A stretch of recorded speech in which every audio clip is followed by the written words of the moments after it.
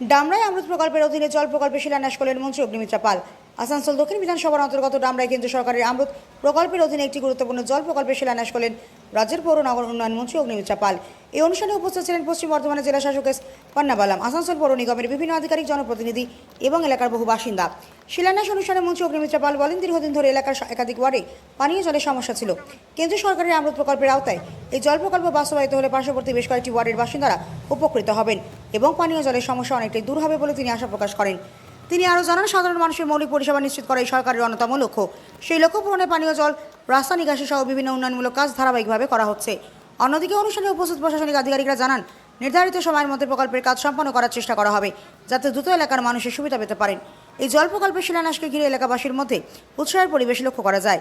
বহু বাসিন্দা আশা প্রকাশ করেন, প্রকল্পটি যত দ্রুত বাস্তবায়িত হবে দীর্ঘদিনের পানীয় জলের সমস্যার স্থায়ী সমাধান হবে। Achinta Barui, executive engineer, Asansol municipal corporation, এবং তার সাথে সাথে পশ্চিমবঙ্গ সরকারের পুরো এবং থাকবেন।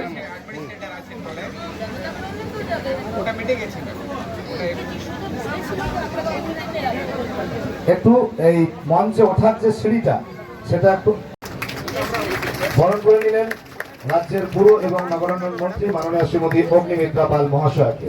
মাননীয় শ্রীমতী মুনমুন রায় মহাশয়, সমস্যার কথা দেখে আমরা এই ডিসিশন নিয়েছি। আসলে দেখুন, অমৃত এই প্রকল্পের জন্য প্রচুর টাকা দেওয়া হয়েছে, আগের সরকারকে প্রচুর টাকা দেওয়া হয়েছিল, কিন্তু এখনো এই সমস্যাগুলো রয়েছে বিভিন্ন জায়গায়। শুধু আমার বিধানসভা আসানসোল দক্ষিণ নয়, সমস্ত জায়গাতে, স্পেশালি আমাদের এই জেলাতে জলের সমস্যা, মা বোনেদের এত জলের সমস্যা যে আজকে দূর দূর থেকে জল আনতে হয়।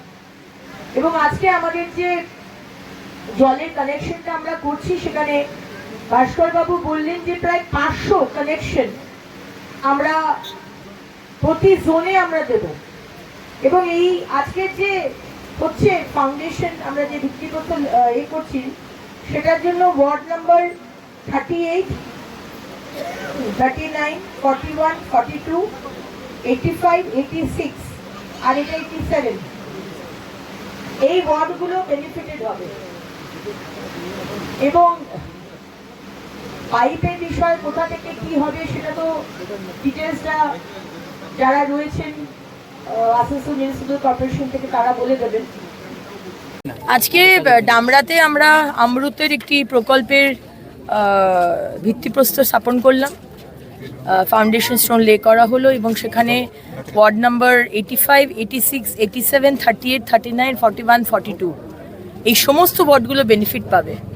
এর আগেও কোটি কোটি টাকা খরচা হয়েছে, মাননীয় প্রধানমন্ত্রী দিয়েছেন যাতে বাড়ি বাড়িতে, মাননীয় প্রধানমন্ত্রীর যে স্বপ্ন বাড়ি বাড়িতে জল এবং নল থেকে জল পড়বে, পানীয় জল, সেটা ব্যবস্থা করা হয়েছে, কিন্তু টাকাগুলো সব চুরি হয়েছে, সেভাবে ইউটিলাইজ হয়নি।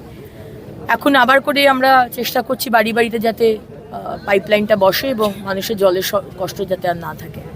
আজকে সেটারই আমরা উদ্বোধন করলাম। মাননীয় জেলা শাসক শ্রী পন্নাবালাম মহাশয় এবং আমাদের কমিশনার মিস্টার হিন্ডল উনিও ছিলেন এবং বাকি সব ইঞ্জিনিয়ার্সরাও ছিলেন আজকে।